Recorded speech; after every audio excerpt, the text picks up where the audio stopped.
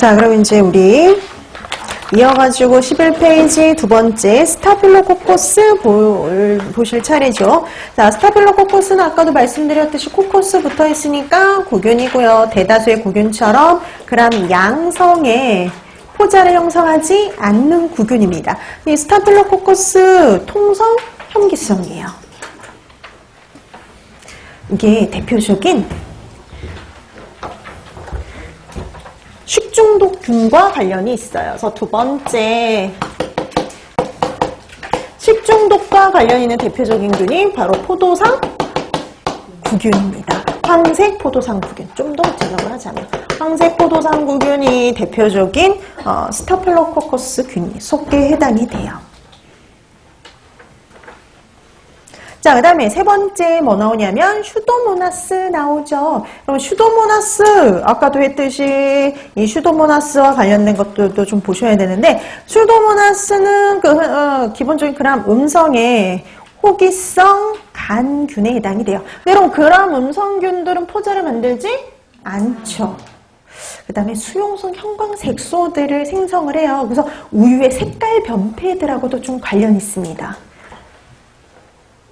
우유들이 변폐되는데 색깔이 좀 달라져요. 뭐 청색으로 되기도 하고 황색이 되기도 하는데, 그런 우유의 색깔 변폐와 관련 있는 게 바로 이 슈도모나스예요. 색소를 생성하거든요. 그 다음에 단백질 유지 분해력이 커요. 특히 저온에서요. 그리고 이제 제일 중요한 게 비어있죠. 슈도모나스균은 대표적인 저온 균에 해당이 되죠. 저온균입니다. 저온균이에요. 그래서 이거 같은 경우에는 특이하게 식품을 저온 보관했을 때, 냉장 보관했을 때 부패 변질과 밀접한 관련이 있는 균, 이렇게 생각하시면 되고요. 그 다음에 우점종이기도 했죠. 특히 어떤 식품의 우점종이냐면 어패류의 우점종이었어요. 그래서 그럼 우점종이라고 해가지고 어패류에서만 증식한다라고 생각하시면 안 돼요. 어패류 말고도요, 육류라든지 우유라든지 달걀이라든지 채소, 과일 같은 애들을요, 냉장 보관했을 때 다 문제를 일으킬 수 있어요.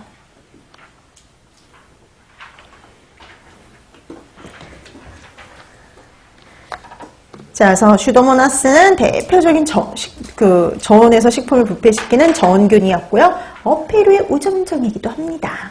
그 다음에 비브리오 나오네요. 자, 이 비브리오 그람 음성의 통성염기성 간균에 해당이 돼요. 그럼 음성이니까 포자 안 만들죠? 이거 여러분 잘 보세요. 그러니까 지금 보니까 구균, 그 다음에 바실러스, 클로스트리디움, 이거 빼고는 다 음성, 이렇게 생각하시면 돼요. 대다수는 음성, 여기 나온 것들은.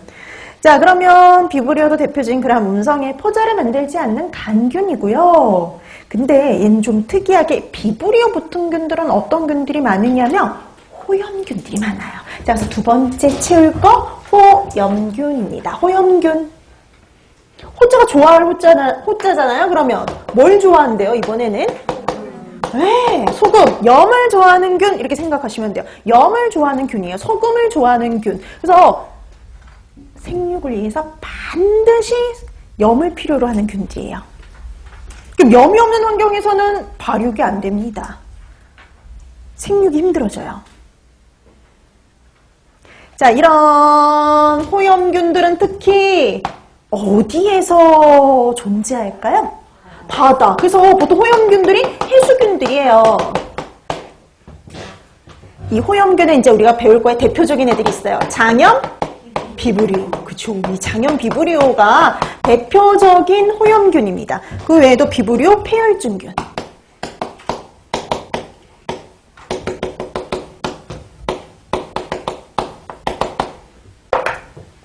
그래서 비브리오 그러면 호염균, 염을 좋아해요. 그래서 생육에 반드시 염을 필요로 하는 균이에요. 근데 여러분 앞에 비브리오가 붙는데 염이 반드시 필요하지 않는 균도 있거든요. 그거의 대표가 뭐냐면 콜레라예요. 콜레라균이에요. 이제 나중에 이 콜레라 어디 가서 공부하시냐면은요, 감염병 가서 공부할 거거든요. 근데 이 감염병인 콜레라는 원래 인도의 겐지스강 유역에서 발원을 했어요. 거기서부터 시작했거든요. 강에서 시작했어요. 그러니까 원래 일반적인 비브리오들은요, 장염 비브리오나 비브리오 폐혈증균들은 절대 강에서 검출이 될 수가 없어요. 염이 없는 환경에서는 절대 생육이 불가능하거든요. 근데 특이하게 콜레라균은 그 정도로 의존적이지 않습니다. 염이 증식에 반드시 요구되진 않아요.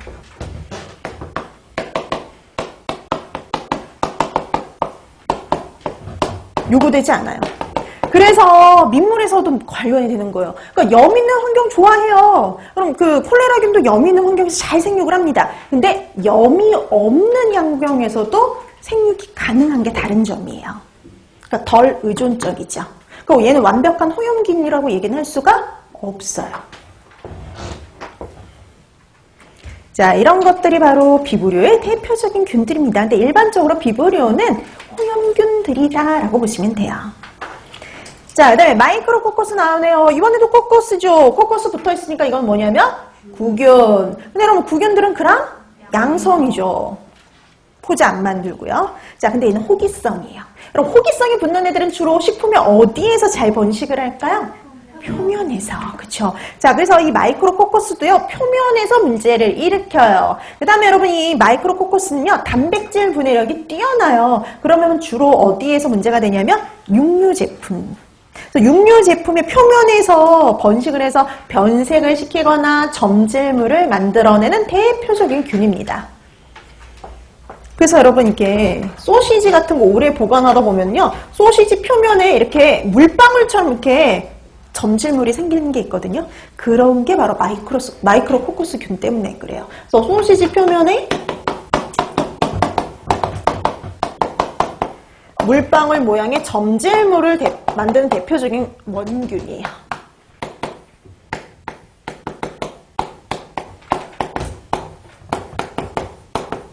그래서 이 마이크로코커스는요, 주로 표면에서 문제를 일으킵니다. 자, 그 다음에 프로테우스. 이름이 꼭 뭐랑 되게 비슷해요. 프로테인. 그죠? 단백질하고 비슷하죠? 단백질 분해력이 뛰어난 부패균이에요. 그래서 특히 육류, 달걀, 이런 데서 문제가 되기 쉬워요. 얘도 그람 음성의 호기성 간균에 해당이 됩니다. 자, 그 다음에 시겔라. 이 시겔라 같은 경우도 그람 음성의 무포자 간균인데요. 얘는 거기다 하나를 더 붙여두셔야 돼요. 장내세균과에 해당이 돼요. 장내세균과. 시겔라는 장내세균과입니다. 그러니까 사람이나 동물의 장 내에서 발견될 수 있는 균이에요. 얘는 대표적인 게 이질균이요. 감염병의 원인균인 이질균이에요. 이질. 그래서 이질균 그러면 시겔라 속균이 원인입니다. 자, 그 다음에 뭐가 있느냐?